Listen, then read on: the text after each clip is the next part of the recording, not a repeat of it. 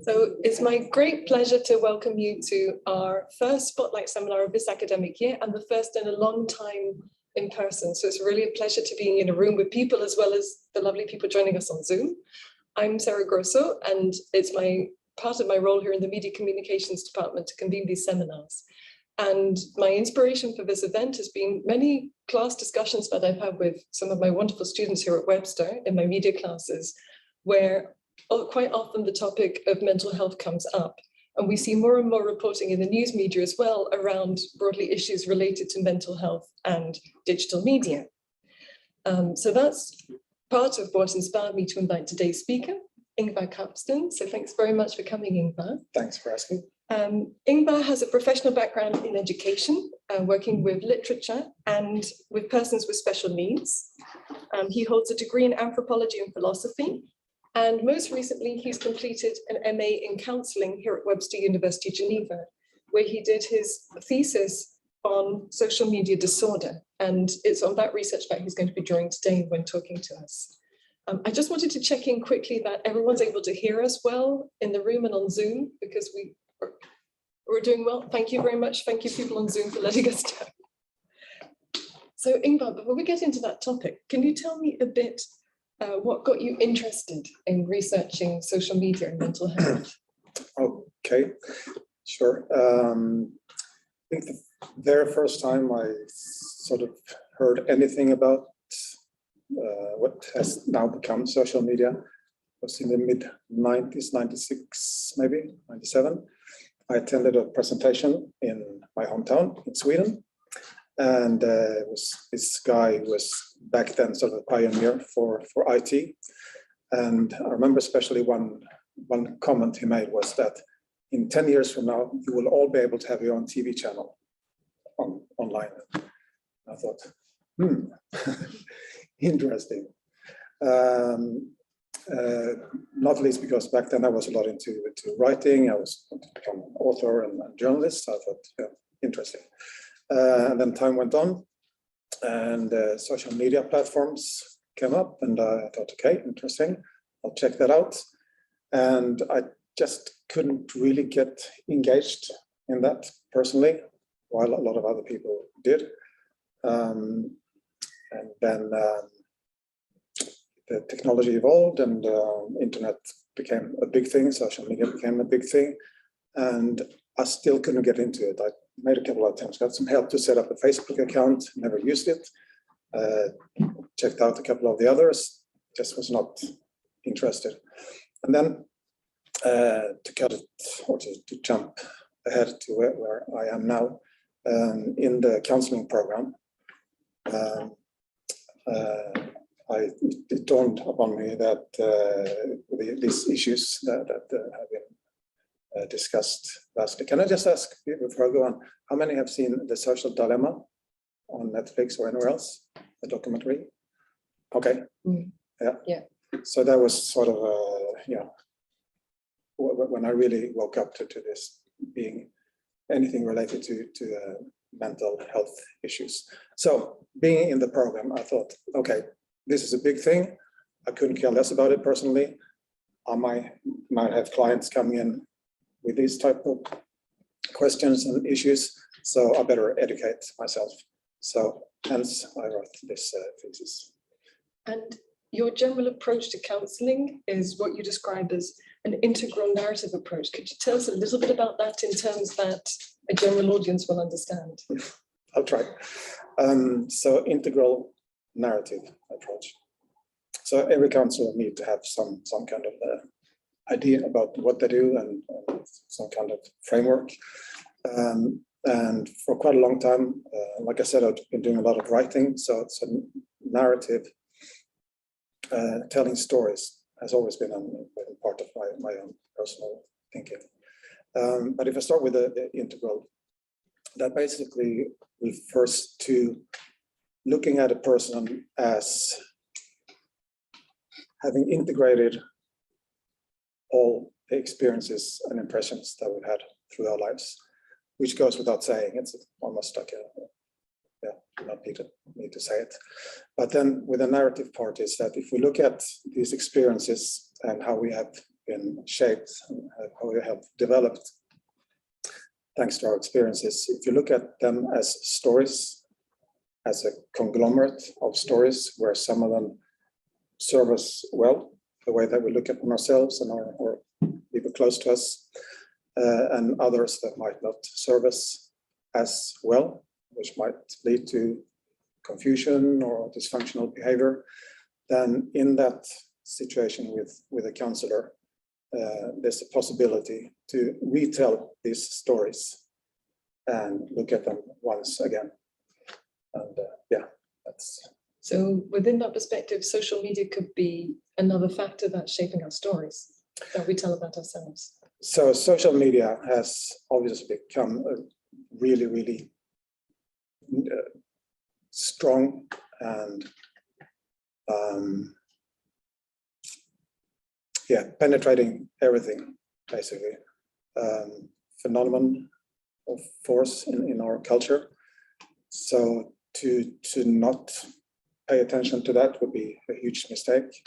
It's adding, in terms of storytelling, it's adding not one, but I would say several dimensions in terms of how we present ourselves or represent ourselves, if you say, because as you probably know, we talk a lot about our real self and then our online self. We can have more than one online self. So here's in a pretty short span of time, we have the possibility to tell and retell our stories. And more than that, we can select what we tell about ourselves in terms of pictures, manipulating pictures, emphasizing some parts of us, filling in some parts of us that we might not like so much, and present ourselves as something slightly different that we might like better, and which we obviously think others might like better. So it's added, like I said, it's added many more possibilities and other dimension of it is what I refer to as storytelling. So it's interesting to see how this new dimension could be both healthy and also unhealthy, or as we like to say in counseling, dysfunctional for us. So the way this is portrayed in the media sometimes is quite in negative terms, or in terms of an addiction. So could you maybe tell us a bit, like just generally, what is an addiction, and whether it's possible to talk about internet or social media addiction? Mm-hmm. Okay, so if I may back up a little bit, because I'm interested in language and the relationship between language and reality. So addiction is the meaning of addiction, like the literary meaning. Help me with this word, the etymology. Etymology. Thank you. That's the one. Yeah. That's the one. Is actually to be attached to something, and you can be attached to something in a positive way or in a negative way. But the way the term has developed, actually in the up until the 1700s, the term was fairly neutral. It was used it was a legal term and was talked about whether in terms of being attached to a person or in a religious sense. So it's only in pretty modern times, since the early last century, that it's been so closely connected with substances and later on also behaviors. So if we think of it more like being attached to something, then we can choose to be attached to a partner, to a habit, to whatever, to a passion that we have. So then that would be the positive attachment. But then of course there's a spectrum. So at some point, what we are positively attached to could go from a good habit to a not so good habit. So a pretty classical example is bodybuilding or physical exercise. That exercise is good, obviously, but to do it 7 days a week, and even when you're not in the gym, you think about it, when is the next time I go to the gym, and you read magazines. So it goes from a passion to obsession. And then also historically, when the term was start to be used more in this clinical sense and being associated with bad habits, more in the medical sense, then it was substances, so alcohol, the easy access drugs to begin with. And then what's I think also important to note is that as a definition of behavior, it's sort of been going in and out of the literature. So there's something that we counselors and therapists use called the DSM. That's also a mouthful: Diagnostic and Statistical Manual for Mental Disorders. So this has come out, new edition since around the 1930s, and the addiction has been discussed. What is it? Can we define it? Shall we define it like this? And even in recent times, since the 1980s and to our present time, it's not at all uncontroversial what is an addiction, especially when it comes to behavior. When it's substances, it's a little bit more clear-cut because you can measure, you can study, and you can replicate the studies. With behavior, it's a lot more ambiguous. When does a good habit go to a bad habit? When does a bad habit become an addiction? And that's precisely my next question actually for you. How do we define that fine line between a healthy use of social media that many of us might enjoy versus when it's becoming an unhealthy habit, or potentially we could talk about an addiction? I'll let you drink your water. So, yeah. So besides the DSM, this kind of not a Bible, but it's the most important piece of literature for references, how you diagnose and how you treat different conditions. Besides using that, then as a clinician, and also as a researcher, we use assessments and evaluations. And this is a really, really big field that I honestly knew virtually nothing about when I started the program, which I'm a bit more familiar with now because I used it a lot in my internship. And what it is basically, I mean, if you use social media, I've probably done a few of these quizzes. Do you like this? How often do you do this? Blah, blah, blah, to get an idea of your, of your character. We also have them in professional life. You might maybe heard of the MBTI, Myers-Briggs. It's quite common if you finish one job and you start another one, and you do like a self-assessment or together with someone. So what were my previous skills? Where am I going? And so what should I do in order to take that with that become better?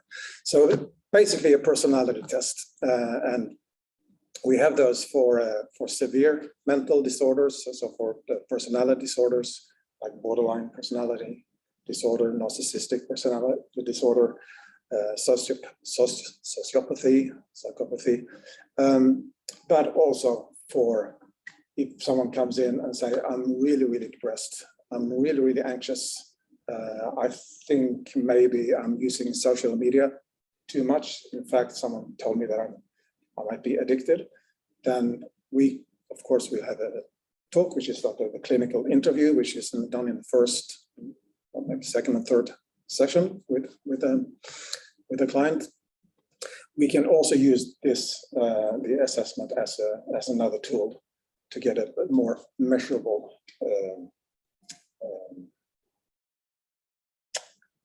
something that is more measurable. Yeah. So there's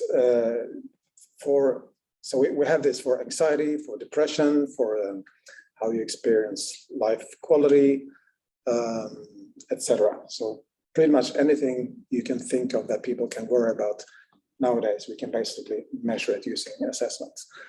So social media, to get back to your question more precisely, because that is still an emerging phenomenon. Then what's also emerging are these tools to measure, to assess, to understand, to have something that we can look at. Okay, this is how much you work. This is how much you think about it. This is what's happening if you don't use it for a number of hours or days or weeks. So they're using those. We can at least get an idea. Maybe it's not enough to say that, with this many points, then you're definitely addicted. If you don't have that many points on this measurements, then don't worry, you're not addicted. Again, it's a gradient. It's a spectrum. Appreciating that this is something of an art rather than an exact science. What kind of factors or variables might we look at in the social media disorder assessments? Yeah. So again, going back to the term addiction, then the assessments for problematic internet usage, there's a number of expressions that are, it's a bit of a jungle when it comes to terminology, or social media addiction or excess usage. These assessments have borrowed quite a bit from the previous tools for addiction. So for substance use, then we have withdrawal symptoms. So if you abstain from alcohol, cannabis, whatever it is, then you have withdrawal systems. You get nervous, anxious, depressed. Tolerance also on the scale for measuring substance abuse, meaning that you need more in order to get the same effect of the drug. Continued use in spite of negative consequences. So things like hygiene, keeping up with schoolwork, relationships, meaning that using the drug or continuing the behavior has become more important than what we generally think are the more important things. And you flagged a couple of kind of negative aspects there, like the overuse of social media could impact our bodily hygiene, our relationships, our academic performance. Are there any other impacts on our mental health you can tell us about? So so anxiety, depression, or would be the most, even suicidal ideation is could be part of this. Those will be the main ones. So social media addiction, if we can sort of accept that we can use that term, there's a pretty big overlap with the substance use. In the DSM, however, they do differentiate between substance use and not some substance-oriented behavioral addictions. And then I don't know, maybe we can get to that, but I'm sure if you're interested in this topic, you probably have heard about the dopamine effect, that every time you check your Facebook or you get a like or something like this, there's a little bit of the release of dopamine. So then when dopamine is a molecule, it's a hormone, so it's a substance. So where do we draw the line between substance and non-substance? Very interesting point. So the physiological effect's really important. Obviously, the difference is that alcohol comes from the outside, dopamine is already inside the body. However, dopamine is I'm not qualified to go into the details, but use the same neural pathways as do external substances, so caffeine, nicotine, amphetamine. So it is using the same neural pathways. So there is, you could make an argument and say dopamine or adrenaline addict. One question that I'm really interested in, I think personally, as a future counselor, as a mother, as a professor to these young people, is that given that many of us use social media and enjoy using social media, when should we be worried? What are the kind of warning signs we could look out for to suggest that it might be flipping over into troubling territory and that it's not just a regular, healthy use of social media? Yeah, so this is very complicated. Another very complicated aspect of the whole scope. So again, let me start a little bit in a different place than addressing it directly.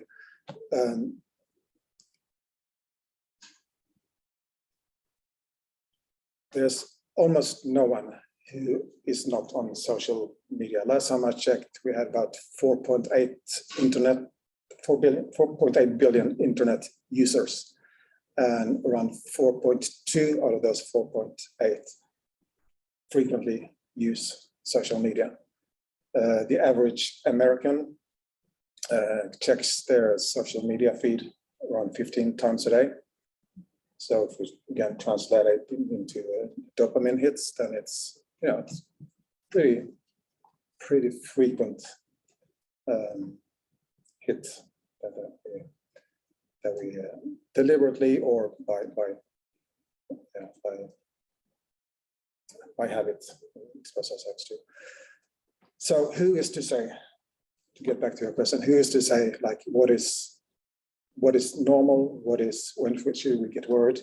Should we get worried at the 16th check or the 17th, or shall we be more generous and say like up to 25 is okay? Oh, look at Sally over there, she only does 10, so she has less of a problem. So, you know, where do we draw the line? And also over time, I think we could say that we are moving the goalposts, in the sense that what was normal 10 years ago or 15 years ago, I don't have the number, but say that it was a bit less, maybe it was 8 or 10 times on average every day. Then 15 would be, oh, 15, you should be worried, or I'm worried about you. But now, because all of our friends do at least 15, then, you know, that's the new norm. So when should we get worried? I think those, what I mentioned before, if online life seems to become more important to that person than real life. So just take something very trivial. If I'm having lunch with someone and that person is constantly checking, then I might not say anything, but I might make a reflection. I might make the reflection that, you know, obviously there's something there that's more important. And say if we are becoming worried, maybe about ourselves, maybe about a friend or a child, what are some steps that we can do? So pretty delicate, in my personal opinion. In my personal opinion, I think it's really, really important that before even approaching that person, to make a very conscious decision that however you approach that person, whatever you say, that from the outset, that you make it very clear that you're on that person's side. So yeah, just looping back to what I said about the addiction, that another part of that the discussion with including or not including in the DSM and in other, or just in the general discussion, is that if I say addict, or if I think of someone as an addict, there's quite a strong potential of stigmatizing that person. You're on that side. You know, you're not on that side. You're not addicted. You are actually addicted. So be really careful with the language. Don't say anything that is could be hurtful or stigmatizing or judgmental. At the same time, if it's a friend or a child or someone close, which it probably is, because you know, who do we worry about? We worry about the people that are close to us. To be really frank and honest, authentic, that I'm concerned.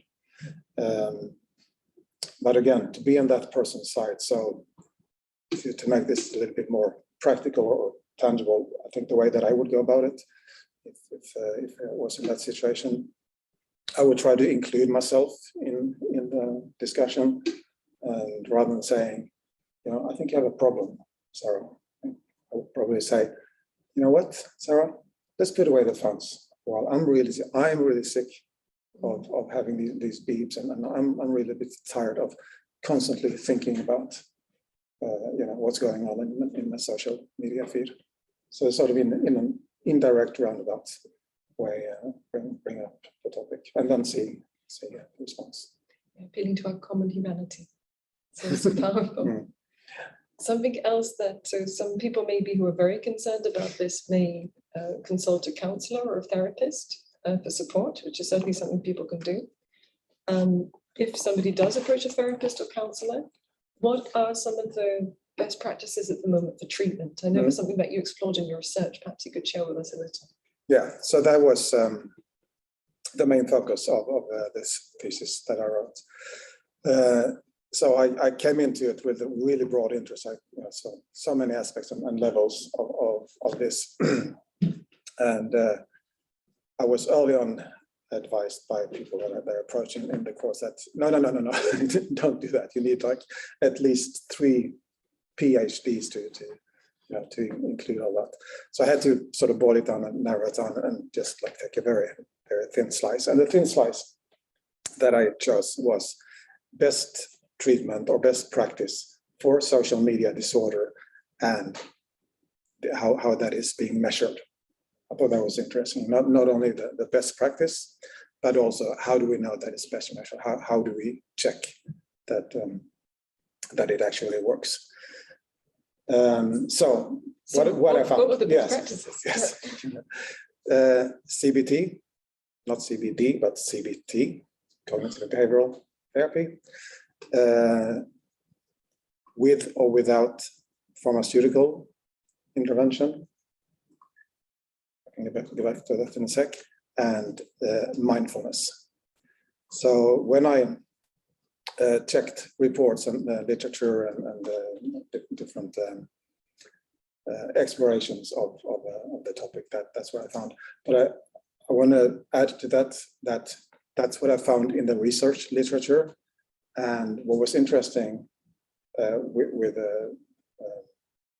what I also found is that there seems to be quite a gap between what is going on in the research and what is going on in the field. I would have loved to do the study of what's going on in terms of treatment, but it would have been just not enough time or resources to do that. So what we can see is a discrepancy between what the literature has found works in clinical practice and what's actually going on in terms of retreats and people create collectives with parents, teachers, etc. So that's there's an interesting gap there, which hopefully will be bridged and come together. I don't know if you can answer this, so understanding if you can't, but some of us are training therapists who are present. So if you, from a kind of therapist perspective, if a client approaches us with this issue, how might you use CBT to address social media overuse? Yeah. Okay. So for those that are not in that field, so cognitive behavioral therapy, the approach there, or if I may use a tricky term, the conceptual framework is that the behavioral problem is somehow rooted in habits, like I said before, and in difficulties to control our impulses. So that is like, there's one key or one to look for. It's be able to control impulses, and that is what CBT is very much targeted at. It's also very much applied in treating trauma in order to change the if you've had a traumatic event, then the view is that has had such an emotional and also neurological impact on us that it sort of becomes part of our system, that it's very hard to surpass it. With CBT, then there are many different versions of this, but the fundamental idea is that you don't run away from the problem. You accept, you acknowledge that you have it. You look at it together with your counselor, with a therapist, and together with a therapist, you develop a program or some exercises, some habits that you can use. So in the case of social media and phones, it could, for example, be that not that I throw away the phone and promise myself and my parents and my friends that I will never use it again. That would probably backfire. But that I have my phone, I need it to buy movie tickets, I need it to,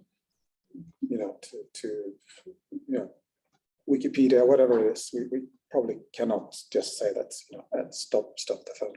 But how can I use my phone in a way that is not detrimental for me? So I have my phone, I have it on the table, it's there. Pick up the phone, I have the phone in my hand, I want to check my social media feed. But instead of checking my social media feed as an impulse, just, it's there, I'm going to check. I keep it here, and maybe I close my eyes, or I do this with my feet.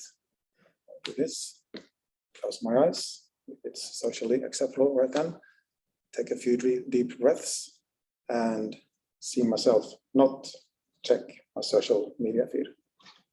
Or can even do like, okay, now this hand has the impulse of checking. So I take it, this hand, and I put it there, and relax. And I'm okay with that. So be with it, be with the situation without becoming prone to the situation. As an example, in the treatment methods that also came up in my study was a lot of the CBT using abstinence. So reducing the time that you set a new standard for yourself, that today I'm only going to check it 5 times and I'm going to be fine with that. And then the next week I'm just going to check it 1 time and just see. And then whatever comes up in these situations, you can combine this with a therapy. So you come in once a week and you talk to the counselor about this. You can also combine it with a journaling, as shown to be very, very effective. So, when you pick up your phone and you abstain from checking your social media feed, you can do the breathing exercises, and then afterwards you can also write down. So what came up for me? How did I feel? Did I get anxious? Did I get aggressive? Did I space out and think about weird things? What happened? Did I immediately after that run out to the kitchen and make myself a cup of coffee, or what happened?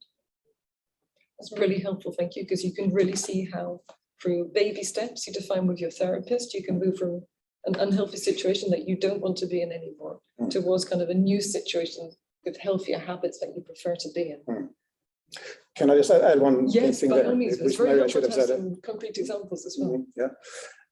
Which maybe I should have said it more at the beginning, but there's also been a pretty big discussion around this topic, whether we are addicted to the internet or if we are addicted to things that are on the internet.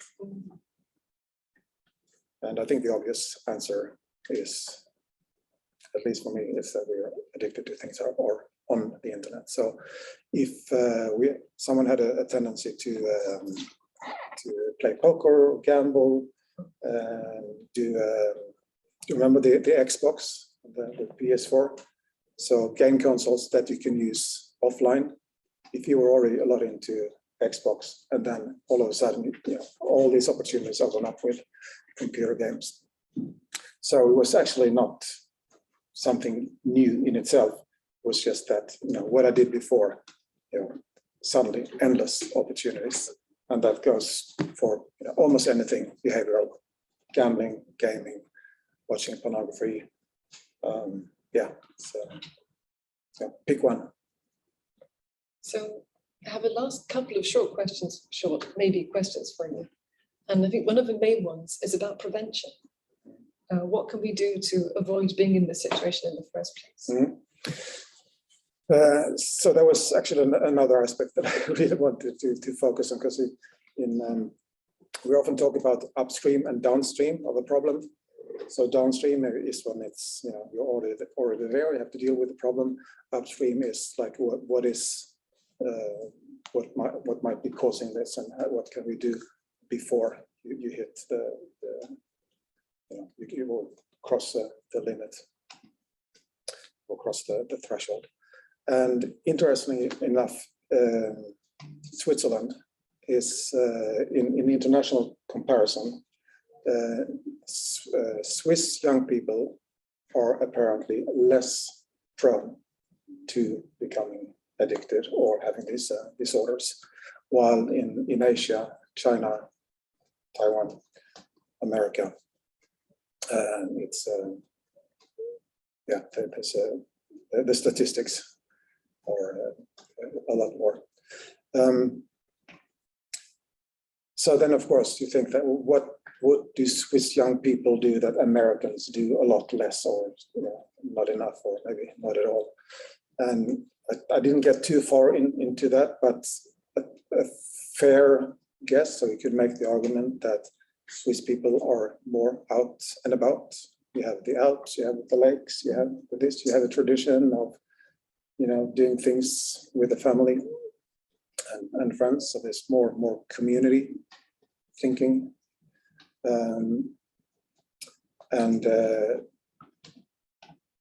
so what was considered the prevention. Prevention, yes, exactly, yeah. So, and then also, if I may take myself as an example again, I'm N of one, it's just one person. But I think for me personally, the reason I really didn't get into it was that I was already a lot into sports. I was super active. So these social media things, you just couldn't compete with a kick that I got out of sport. So so that's in terms of predictors. It's if you're already depressed, if you're already spending a lot of time inside, if you're already a bit socially isolated, then there's a higher risk. You're at higher risk. While if you already prioritize being with real people in real situations, and walk in the mountains or swim or whatever it is, whatever if that is important to real things in real life, and that is a good prevention. That being said, there's it's almost impossible to talk about this thin slice without talking about like what's going on in school in terms of bullying, how our teachers going to address this. There's a whole bunch of and other media. How does mainstream media talk about this? All the implications of investing. Maybe you've heard of the attention economy. So to get us, surely if you've seen that social dilemma, you know what that is. So it's to keep our attention on that, whatever site it is, for as long as possible, and get us engaged and get us to return. So that's a really big part and a really important part of the discussion. The financial incentives in these platforms.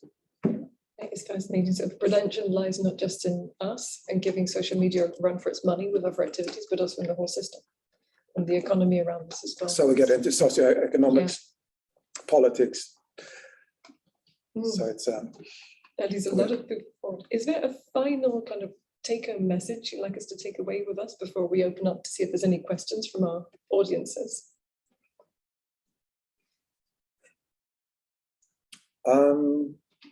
No. It was already a lot, isn't it? In that case, I want to take a few minutes left to see if we have any questions, either from people who are with us in the room or from people who are joining us on Zoom. And I try and pay attention if you can put up your small yellow hands if you'd like to ask us anything. Do we have any questions? I probably have three. Okay, Anna, next. I can say a bit afterwards. If we don't have time for all the questions, I can say a bit afterwards, and we can. Let's start and then. Yes. So I wanted to ask what kind of people are more vulnerable to this type of addiction, because I've heard about, this type of addiction reflects our society in a way, we crave for relationships, for contact, and whilst, you know, this type of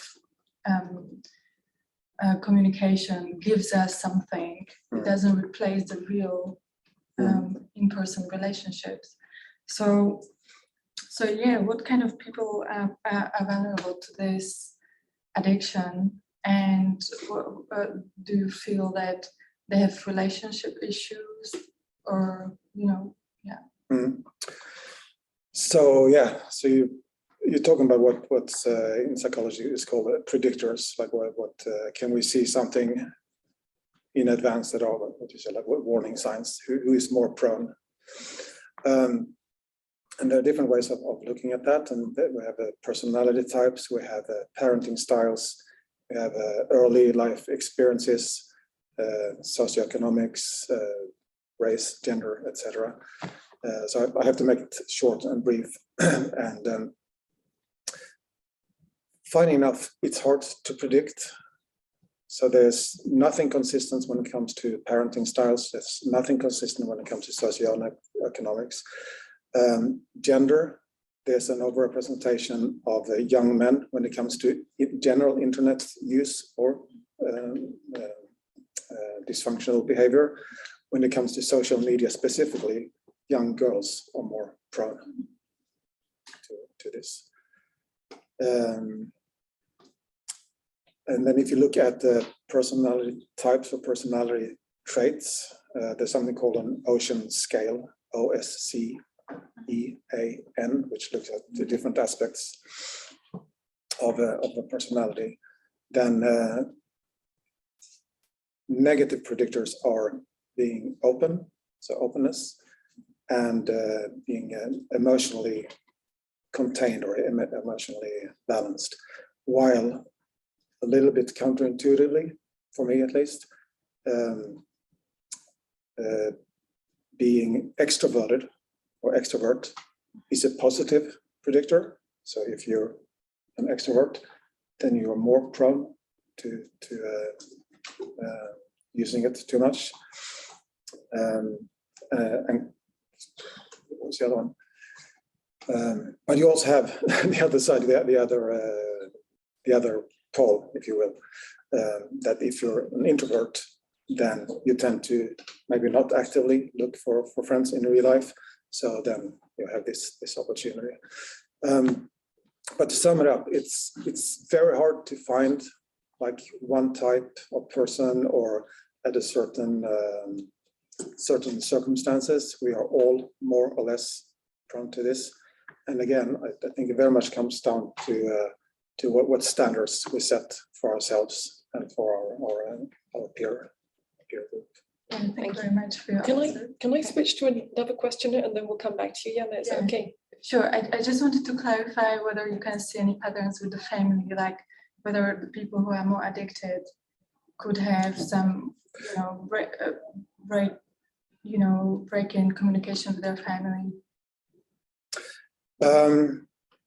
Not so much. Okay. Not so much. No, if there's addiction in the family already, so if we could do sort of a retro diagnosis of somebody's mom, so most of your generation Z, right? So you're the first generation that came to this world with a phone in your hands, basically. And if you didn't have a phone in your hand, then you probably had a mom or a dad who had a phone in their hands when they're breastfeeding and doing the errands and stuff. So you've seen it from day one. So if you've been exposed from very early on, if you haven't seen the shift from doing things old school, like, let's go to the restaurant. Okay, great. Let's go. What are we going to do? Okay, let's do it again. Let's get the phone book. Okay, you get the phone book, and then you go to the phone, which is attached to the wall. You have to make a call. Shall we invite someone else? Yeah, all right. Yeah. You call that person, and I call that person. Okay, we have to decide where to meet. Okay, let's meet at, I don't know, the crossing of Smith Street and Johns Avenue, whatever. And then you go there, and if you have some trouble, then you have to wait there until they turn up. While now, okay, tickets, invite, this chat group, and I'm a little bit late. So, that's the world, the reality that you live in, while this old school kind of way has more or less disappeared, I think. So maybe I could add to your question before, like, well, what can I do? I would, this is not based in any clinical studies. This is just my humble personal opinion, that if you want to if you feel like you're doing this a bit too much using the phone, do a bit more old school. There's no phone book, but that things take their time. Like slow food. Yeah, slow food. Potatoes instead of Pringles. Isidore. I wanted to ask you, so I know that there are a lot of depressed people, especially in our generations. And usually we hear that people will just blame social media for that. And I just wanted to ask, why do we say that it's social media in particular? How exactly do people know that that's what causes? How do you demonstrate that there's a correlation between social media and depression? Yeah. Basically. Yeah. Very good question. So basically, or in principle, two ways. One is to listen to people who come into practice. Like, what do you think? What is your story about why you're feeling depressed? Try to untangle that person's life story, and there might be a realization, or at least an inkling that there's some connection, and then we start talking about, like, how often do you check your social media? How do you feel when you don't check your social media? So in that that context of treatment, or talking about individuals, that's how we can approach it. From a more generalized perspective, which I think your question is maybe more about, is that you can compare studies. There's been quite a lot of studies being done. The problem here is, sorry for using academic terms, but where there is correlation or causation. So do you use a lot of social media because you were already depressed, and that was a way to self-regulate, to deal with you feeling low and sad? Or is it after you used social media or internet game, is that what is causing the depression? So obvious. So what is the chicken and what is the egg? And it needs to be more studies done to clarify what is the chicken and the egg. But what has been very clearly shown is that if you do come in with a depression and you use a lot of social media, in many cases the depression continues or deepens, doesn't get better. There's a very interesting researcher called Jonathan Haidt, just to mention one, not hate as in love and hate, but H-A-I-D-T, who is a social psychologist, and he's looked into this a lot. And what he has been able to show is that by using graphs, so graphs of the increase, I'll show it from your side, the increase of social media use from the early 2000s until where we are now. If you put that graph of how much we use social media on top of another graph, which is how much depression, self-harm, suicidal ideation, suicide, other destructive behavior has increased among young people, then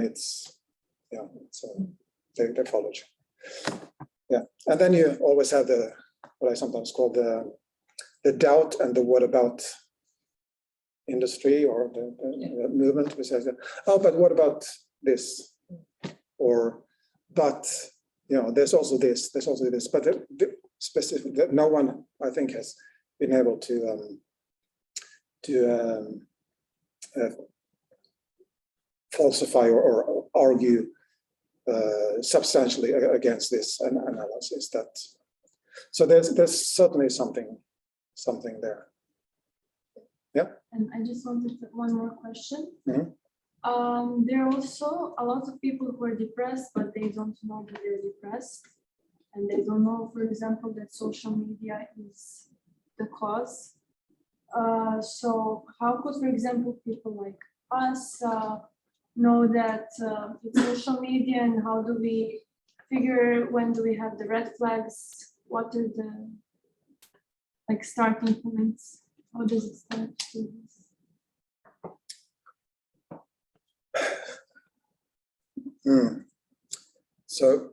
So you depressed, not you, but someone can be depressed without knowing, without realizing that they're depressed, and that it could be because of social media without them. Yeah, that's a tough one. I think that's when you just have to hope that you have some good friend, like Sarah was asking about before, who will notice this. You know, someone at school, maybe a teacher, says, okay, this is the third time that you're late with your report. What's going on? You know, siblings, boyfriends, girlfriends, partners. It's tricky, yeah, to have the problem and not know that you're aware, and not be aware that you have the problem. Good question. Yeah. Can I return the question? What do you think? Or what? Well, for me, if you thought about it. Yeah, because I had, to be honest, some friends from back home who would be depressed and they wouldn't be aware of that. But from the outside, I could see some, for example, just change of voice that it goes a bit down, or just slower moves, or anything, small things. But for example, people outside will see, and even if we would try to point it out in a very caring way, I feel like they still wouldn't see it. They would just say, oh, it's a bad day, or I just had too much work, or something like that. So then it's kind of hard. How do we address this properly? And when do they, because sometimes it's too late when they realize, and how do we help them with this? And it is hard to add on to my answer, which is not a very helpful part probably, but I think there's a lot in what you say, that if they don't know it, or if they call that you're in denial, so you have a bit of a problem. No, don't. Oh, but you're in denial. No, I'm not. Oh, okay. And you know, unfortunately, we probably just have to let it go for the time being, and just be hopeful and optimistic, and try to be attentive and caring, and see, you know, maybe at some point there's an opportunity to say something. Sounds like they have a good friend in you, which is lovely. Yeah. Do we have maybe one final question, and we can stay and talk a few minutes after if anyone here has more questions? Were there any questions on Zoom? It seems to be okay.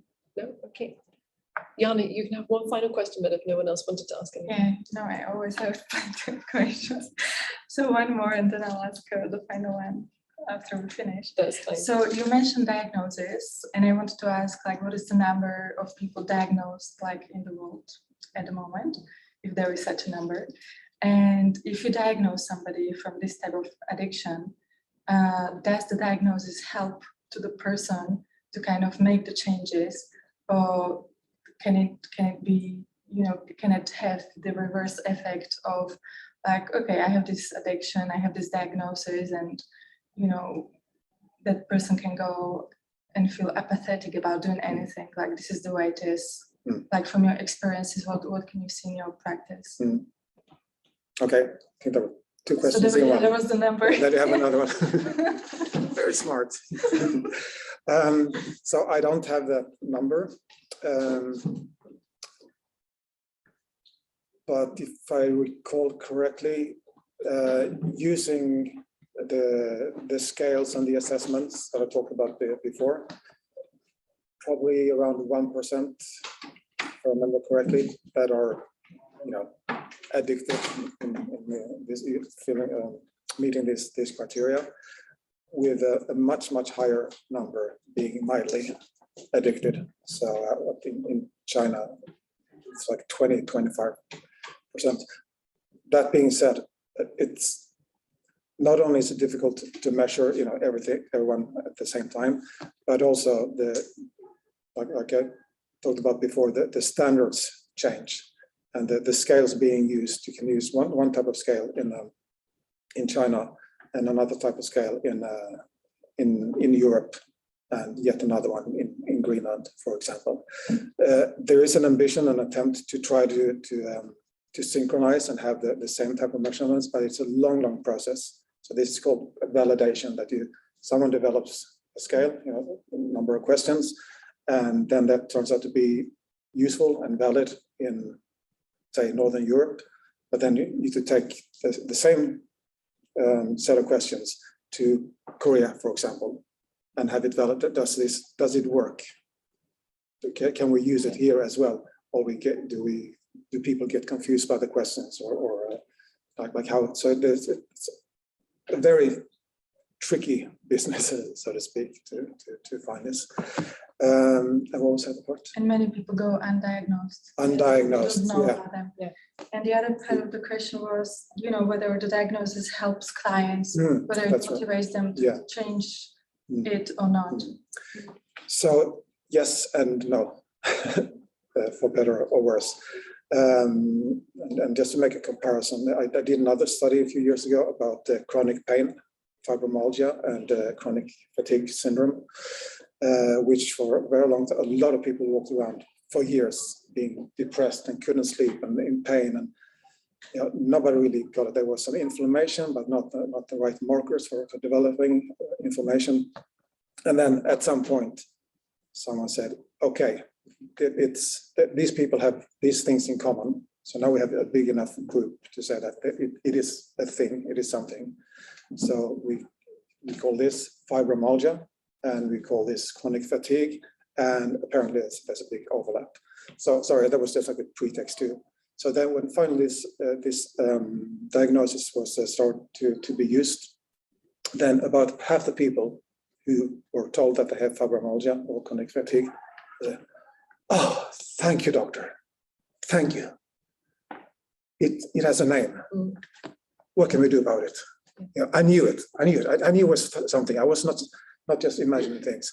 While the other half of people said, oh my God, what am I going to do?